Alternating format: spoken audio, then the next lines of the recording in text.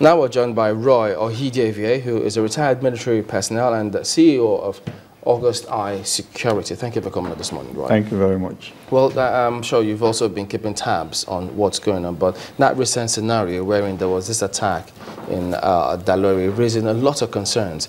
But as long as lives have been lost, there will always be questions. But if you look at how far we've gone, I'd like to get your assessment first and foremost, how the federal government has approached this fight against terrorism.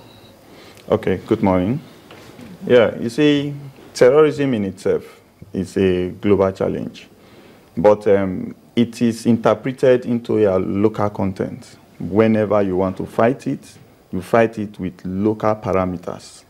Now, we said the army. Everybody's shouting about the army, the army. The army contain and dispel. We should not forget that. The army is like a territorial protector, either in the local government, in any kind of incursion, that is armed incursion, en masse incursion, motorized incursion, you know, foot-based, maybe they are on horses, they are in mass. But when you talk about pocket of attacks, I think we are not implementing intelligence. Why do you say so? You see now, these are human beings that are acting. Okay, and human beings, our political environment has not helped. Our political growth have not helped because the altercations between parties have truncated choice products, choice projects that would have helped us to move up to our intelligence level that is necessary. Now, let's look at data. There are so many projects that have been off and on data gathering, data authentication, data accumulation, data storage, data sharing between these bodies. The immigration is fine, they have their structure. The Navy is fine, they have their structure. The Army is fine, they have their structure. Can they work alone? No. What do they need to interact? Information. How do they get the information? We gather information from hearsay, we gather information from publications, we gather information from areas that information can be compromised, information can be bastardized. Do you think they work alone? I know, see, we are on air, right? And information is need to know. Now, when you talk about need to know basis, there are things going on now which are good, okay, which are good interaction. But I'm telling you that majority of it are truncated. They are truncated because the ruling party or the political system may not favor the people that are supposed to run it again. Then a fresh body of people come. They don't continue on favorable projects, on data. Favorable projects should be left to run.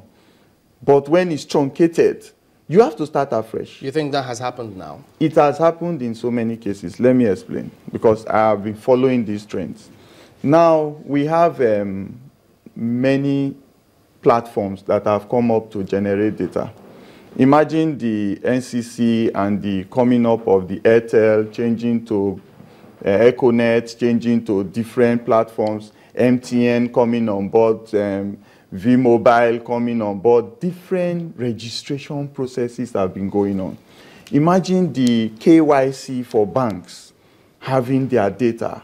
We have moved from one passport system to another passport system now. So many informations were gathered. Now, where are those informations? Many times, the Ministry of Defense was burnt down, whether by arson or by mistake, we don't know, but it was burnt down.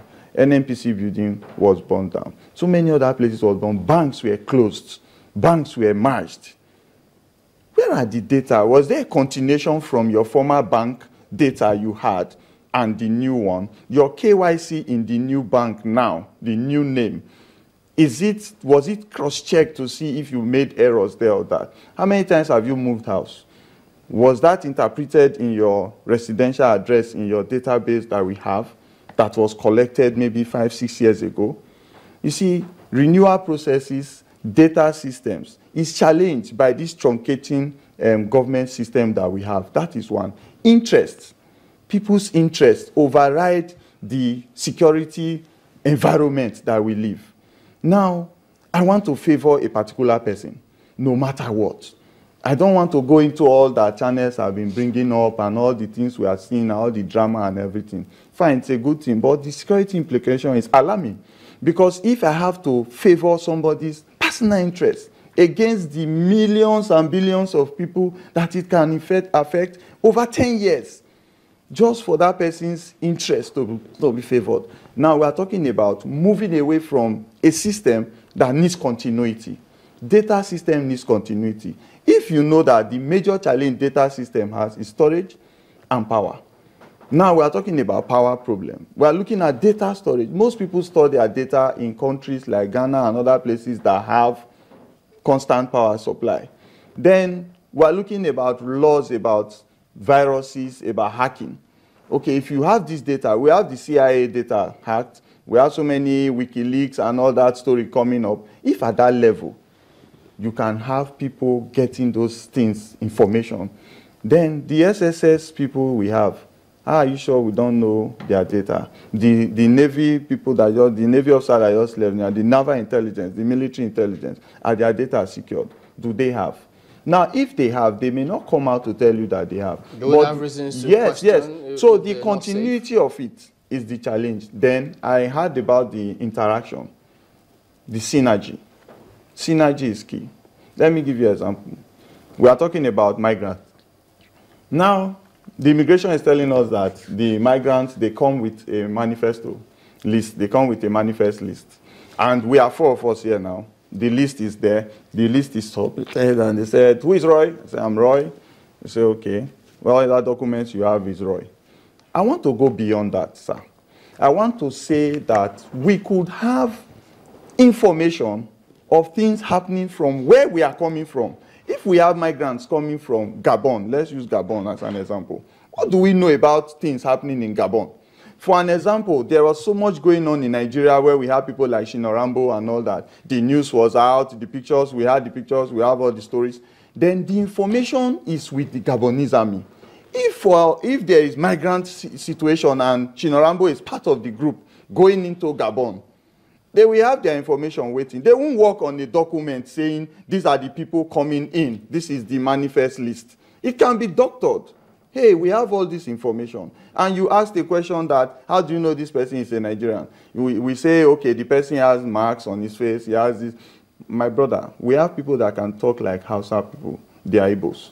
Now, if you are talking about accent. Can I ask you, sir, to say, hold on, you are Nigerian, fine. Do you have siblings? Do you have relatives? You say, yes, I do. I'm from so and so place. Can we have somebody come and identify you? When the person comes, can we say we want to do a blood link? Can't we say we want to do a blood link? We can't do it for everybody. Mm-hmm. Now, every country have list of people that are wanted in another country. How you interact. There's Interpol. We have the international police. They interact with the other countries' police. Then as you people have journalists in other countries trying to catch stories, we should have our personnel trying to catch information about wanted people. When they migrate to your country, you are waiting for them. When they come as Paul and they are Tunde, we know you are Paul, sir. You say, no, I'm Tunde. You say, okay, let's have you one way.